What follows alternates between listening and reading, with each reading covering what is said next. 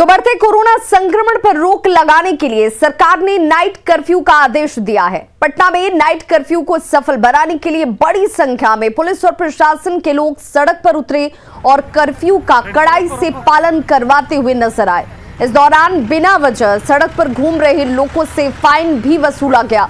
पटना के डीएम चंद्रशेखर सिंह और एसएसपी मानवजीत सिंह ढिल्लो खुद सड़क पर उतरे हुए थे और नाइट कर्फ्यू का उन्होंने जायजा लिया। डीएम और एसएसपी से बात की संवाददाता आनंद अमृतराज ने।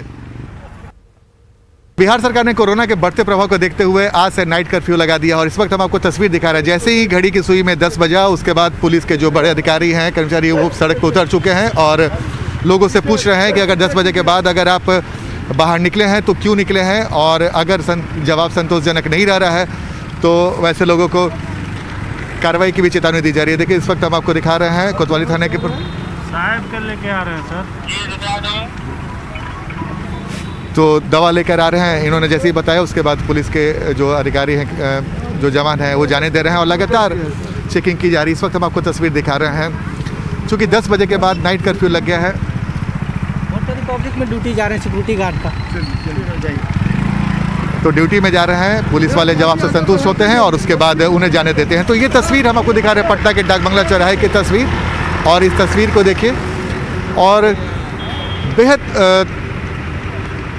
चुस्त है पटना पुलिस और जरा भी कोताही के मूड में नहीं है, क्योंकि बिहार सरकार ने भी साफ कर दिया है कि 10 बजे से लेकर सुबह 6 बजे तक नाइट कर्फ्यू रहेगा और इस दौरान सड़क पे कोई अगर बाहर निकलते हैं और बिना वजह निकलते हैं तो उन पर कार्रवाई भी होगी। और यही वजह है कि जैसे ही पुलिस के जवान किसी को रोक रहे हैं, सीधे उनसे सवाल जवाब किया जा रहा है कि आप क्यों निकल रहे हैं। और अभी भी आपको तस्वीर दिखा रहे हैं, डाक बंगला चौराहे की तस्वीर। कुछ लोग हैं जो दवा लेने निकले हैं, कुछ लोग घर निकल रहे हैं।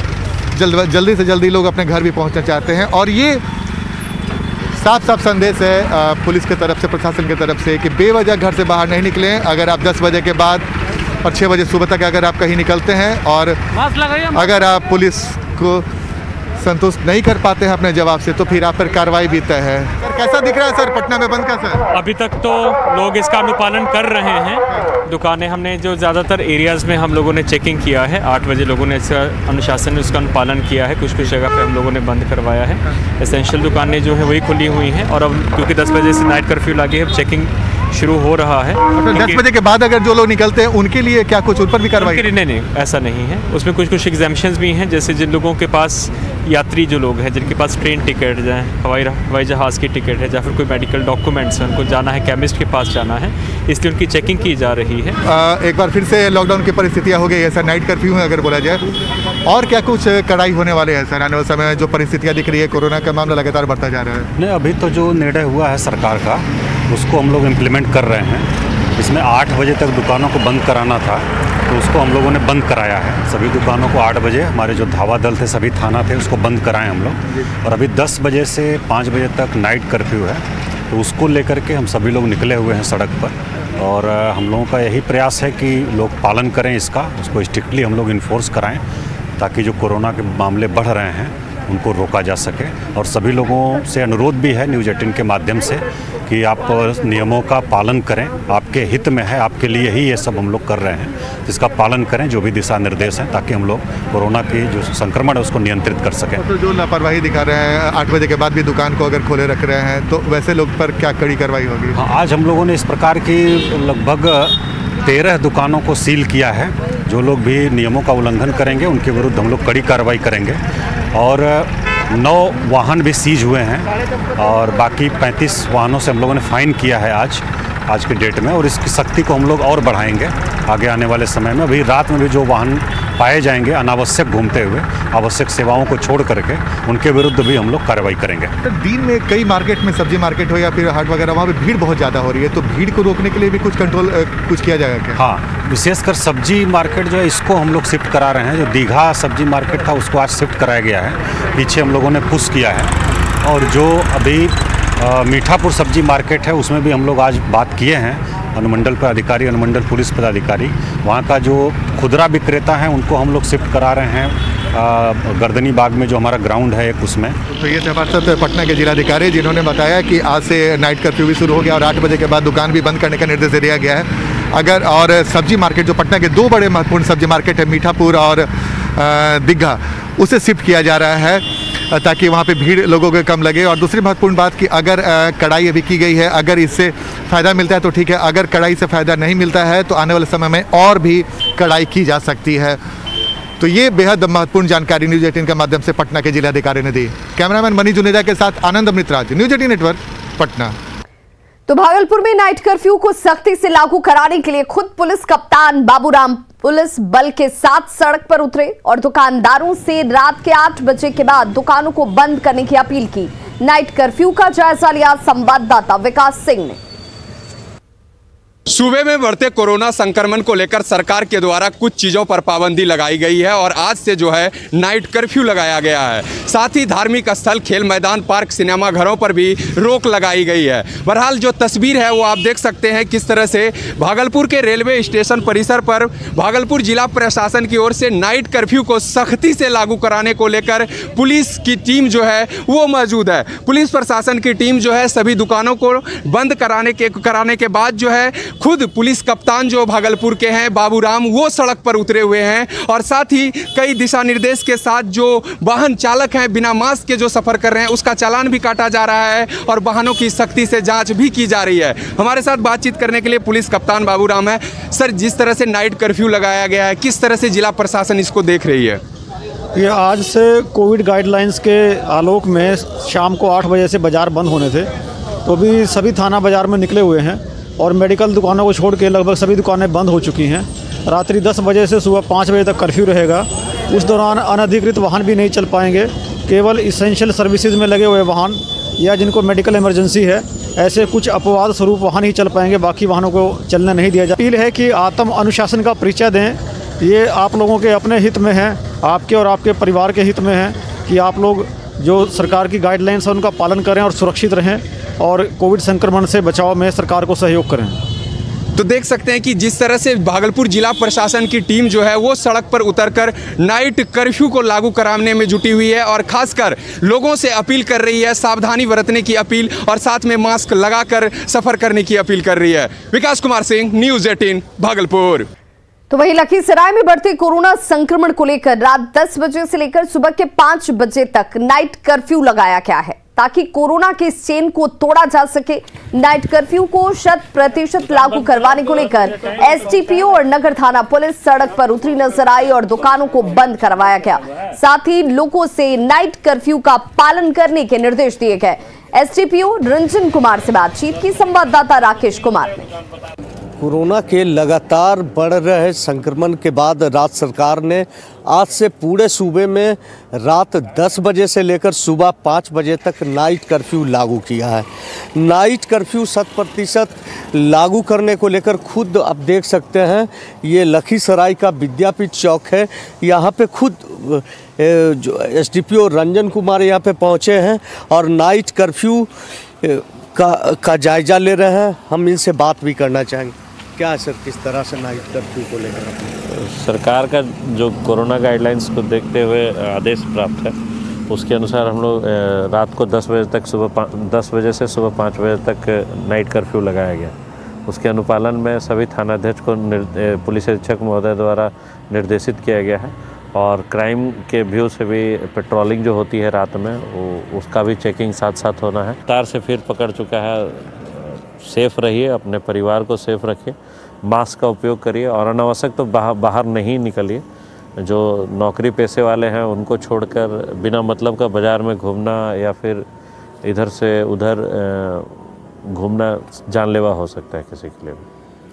तो आपने सुना, ये थे लखीसराय एसडीपीओ रंजन कुमार जी। इन्होंने साफ तौर पे लोगों से अपील किया है कि नाइट कर्फ्यू का पालन करें और कोरोना गाइडलाइन का पालन करना ज़रूरी है ताकि कोरोना के चैन को आसानी से तोड़ा जा सके। राकेश, न्यूज़ 18 लखीसराय।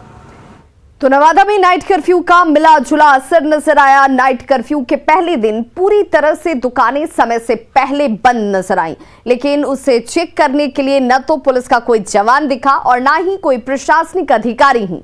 हालांकि नाइट कर्फ्यू में इस सर्द मौसम का भरपूर साथ मिल रहा है।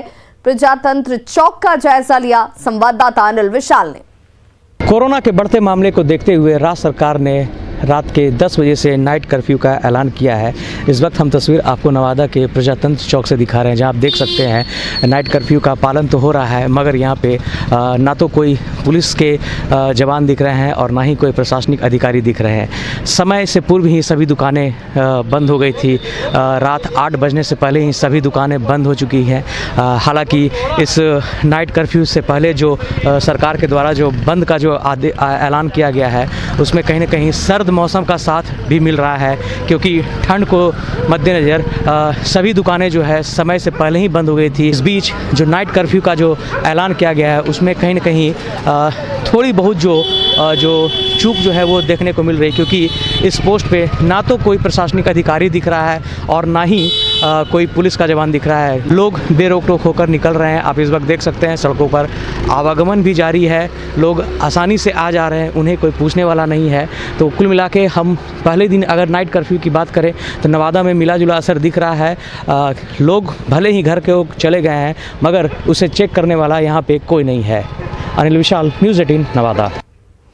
बिहार मद्य निषेध विभाग ने पश्चिम बंगाल के बड़े शराब माफिया समर घोष को गिरफ्तार कर लिया है। समर घोष उत्तरी दिनाजपुर का बड़ा शराब कारोबारी है। उस पर पश्चिम बंगाल से सटे बिहार के जिलों में शराब तस्करी करने का आरोप है। समर घोष के खिलाफ कटिहार, दरभंगा, सुपौल और समस्तीपुर में 8 केस दर्ज हैं। मुर्शीद का भतीजा क्या चीज से माल बेचता है? भागलपुर एसएसपी ऑफिस में एक फरियादी ने इंसाफ की मांग को लेकर जमकर हंगामा किया। सुल्तानगंज के महेशी मोतीचक का रहने वाला आदित्य शर्मा जमीन कब्जे की शिकायत को लेकर एसएसपी ऑफिस पहुंचा हुआ था। उसने अपने संबंधी पर ही जमीन को कब्जा करने का आरोप लगाया, साथ ही इसमें पुलिस के भी मिली भगत का आरोप लगाया गया। फरियादी ने पुलिस प्रशासन के खिलाफ भी जमकर नारेबाजी की, साथ ही इंसाफ नहीं मिलने पर जान देने की भी धमकी दी। वहीं एसएसपी ने जनता दरबार में शिकायत पर कार्रवाई का भरोसा दिया। शासन कुछ नहीं कर रहा है। मोतीचक में सुल्तानगंज थाना चाहिए, सुल्तानगंज पर पहाड़ी पैसा लिया है उससे, 4 दिन से दौड़ रहे हैं। कल धान धक्का मार के गाली गलौज करके भगा दिया थाना प्रभारी। कौन? हम यहाँ हैं एसपी ऑफिस में। धरना बैठेंगे जब तक नहीं वहाँ पर प्रशासन जाके मेरा काम करेगा। हम यही रहेंगे, यही मरेंगे। मोतिहारी पुलिस ने आरटीआई कार्यकर्ता विपिन अग्रवाल हत्याकांड के मुख्य शूटर को गिरफ्तार कर लिया है। पुलिस ने छापेमारी कर शातिर अपराधी सचिन सिंह को अरेराज से गिरफ्तार किया। पुलिस ने इसके पास से एक पिस्टल के साथ 5 जिंदा कारतूस जब्त किए हैं। 24 सितंबर को हरसिद्धि ब्लॉक ऑफिस के मेन गेट पर विपिन अग्रवाल की गोली मारकर हत्या कर दी गई थी। सचिन सिंह, उसको देखा गया था परशुरामपुर के आसपास, तो उस पर तुरंत टीम ने वहां पर लोकेशन लेकर के छापामारी शुरू की और वहां पर इसे हथियार के साथ गिरफ्तार किया गया है और इससे पूछताछ हुई है। इस मामले में और भी काफ़ी जानकारी मिली है, जिससे इस घटना में शामिल अन्य अभियुक्तों की पहचान भी की गई है। मुजफ्फरपुर आंख कांड के पीड़ित अब भी मुआवजे का इंतजार कर रहे हैं और मुआवजे के लिए ये पीड़ित इस वक्त परेशान है। सरकार की तरफ से मुआवजे का ऐलान तो जरूर किया गया, लेकिन 1 महीने से ज्यादा का समय बीतने के बाद भी अब तक इन पीड़ितों को मदद नहीं मिली। आज पीड़ित मुजफ्फरपुर कलेक्ट्रेट में डीएम का घेराव करने पहुंचे। 22 नवंबर को आई हॉस्पिटल में ऑपरेशन के बाद 16 लोगों की आंखों की रोशनी चली गई थी। इनमें से ज्यादातर गरीब परिवार से हैं और महंगा इलाज कराने में ये सक्षम नहीं हैं। सभी ने कहा कि अगर सरकार ने मुआवजे की घोषणा की है तो मुआवजा मिलना चाहिए था। के बदला आखिर सरकार मुआवजा दे रही है,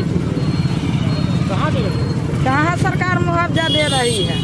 हमारा माँ का आँख चल गया, हमारे माँ का पैर से भी लाचार है, आँख भी चला गया। हमारे पति हमारे पास रहती है, गोपी देवी के साथ रहती है। इनका ना बेटा देखता है ना कोई भी देखता है। हम लोग आए थे धरना देने के लिए यहाँ पे। किस बात को लेकर धरना दे रहे हैं? मुआवजे के लिए और आँख के लिए।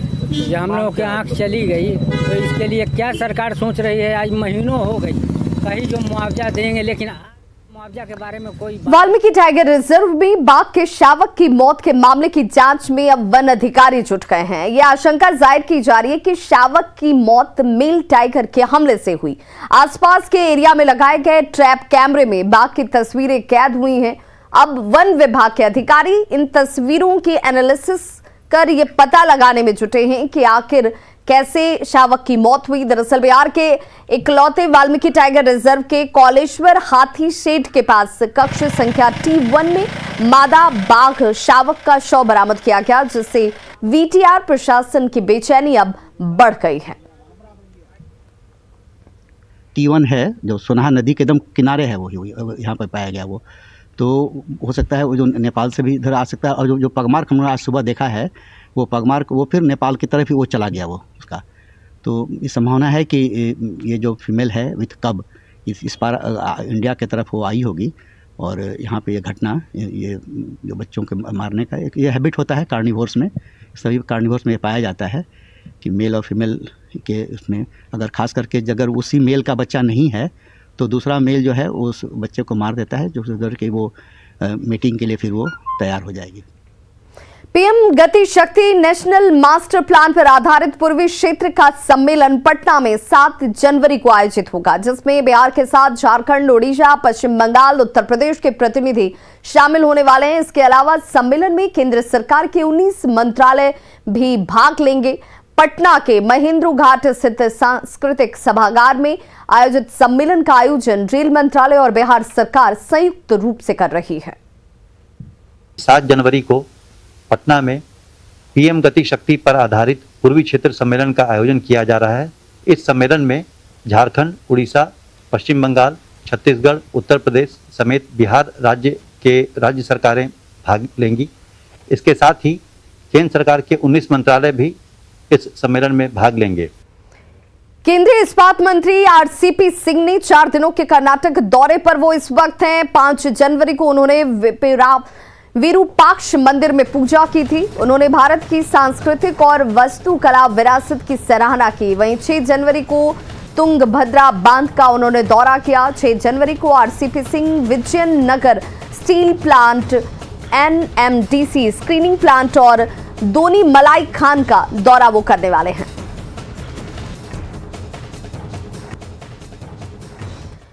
बोकारो में पिटरवार के रोहर पंचायत में जंगली हाथियों का आतंक नजर आ रहा है। यहां पिपराटी और भुइयाडी गांव में जंगली हाथियों ने कई घरों को तोड़ दिया है, वहीं घर में रखे अनाज को चट कर गए। बताया जा रहा है कि मंगलवार की रात बिरमू के जंगल से जंगली हाथियों का झुंड पिटरवार के इस इलाके में पहुंचा था।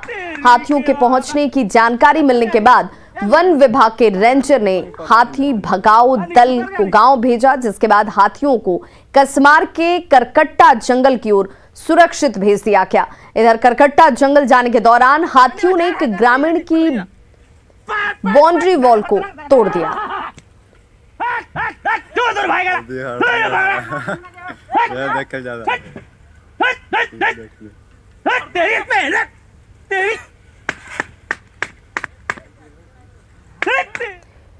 दुमका पुलिस ने 3 साइबर अपराधियों को गिरफ्तार कर न्यायिक हिरासत में जेल भेज दिया है। पुलिस ने देवघर के पंकज कुमार और राकेश कुमार मंडल के साथ दुमका के मानिक चंद्र मंडल को गिरफ्तार किया। इनके पास से 3 मोबाइल, कई ATM कार्ड जब्त किए गए हैं। पुलिस को गुप्त सूचना मिली थी, जिसके बाद ये कार्रवाई की गई और मसलिया थाना क्षेत्र के अंतर्गत गुमरू पहाड़ के पास से 7 से 8 की संख्या में साइबर अपराधी लोगों को बैंक कर्मी और बैंक प्रबंधक बताकर खाता और ATM की महत्वपूर्ण जानकारी प्राप्त कर रहे हैं। इस सूचना के बाद कार्रवाई की गई। साथ ही ATM और बैंक खातों में त्रुटि बताकर लोगों से ठगी की जा रही है, जिसके बाद साइबर सेल ने इनकी गिरफ्तारी की है। मेन तो ये लोग 3 हैं, लेकिन अभी इन लोगों का ग्रुप का जो मेन सरगना है वो मनोज मंडल, चंद्र मंडल, जो ये लोग बता रहे हैं अपने बयान में, उन लोगों की भी पकड़ धर जारी है। वो अभी तो नहीं पकड़ाए हैं। और आप लोगों के माध्यम से यही कहना है, किसी भी टाइप का लिंक या आगे वो करता किसी को भी डाउनलोड नहीं करना है, उसके आगे बढ़ना नहीं है। तो खबरों का सिलसिला लगातार जारी है। आप देखते रहिए News 18 बिहार।